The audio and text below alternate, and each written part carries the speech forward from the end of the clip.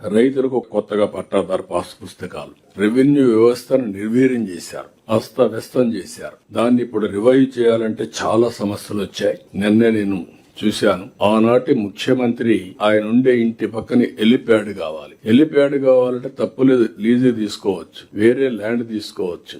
దానికోసం ఒక అతన్ని ఇమ్మంటే ఓన్ ల్యాండ్ నేను ఇవ్వనన్నాడు. అతను వేరే దగ్గర నుంచి కొనుక్కున్నాడు. అలాంటి ల్యాండ్ ఇవ్వమంటే ఇవ్వకపోతే బలవంతంగా టేక్ ఓవర్ చేసి అతను ఇన్లేదు కాబట్టి 22A కింద పెట్టేశారు. అంటే ఒక ప్రైవేటు వ్యక్తి ల్యాండ్, సాక్షాత్ చట్టాలు చేసే ముఖ్యమంత్రి, చట్టాలను అమలు చేయవలసిన వ్యక్తి ఒక ప్రైవేట్ ఆస్తిని 22A కింద ఇల్లీగల్ గా పెట్టాడంటే ఇది పరాకాష్ట. నేను అడిగాను అతన్ని, ఇప్పటికి 4-5 సంవత్సరాలు అయింది, నువ్వేం చేసావని అడిగా. సార్, ముందు నా ప్రాణం ఉంటే నేను ఎప్పటికైనా పోరాడతాను, పోతే పోయింది ఆస్తి అనుకుంటాం. నేనేం మాట్లాడలేకపోయాను. ఇప్పుడు మీరందరూ సెట్ చేస్తున్నారు కాబట్టి మీ దగ్గరకు వచ్చి పిటిషన్ ఇస్తున్నానంటే రికార్డ్స్ అన్ని తీసుకున్నాం. ఆ రికార్డ్స్ అన్ని ఇప్పుడు వెరిఫై చేసి యాక్షన్ తీసుకునే పరిస్థితికి వచ్చాం. ఇది ఒక్కదిక్కడ కాదు, అన్ని ప్రాంతాల్లో జరిగింది. రికార్డ్స్ తారుమారు చేశారు.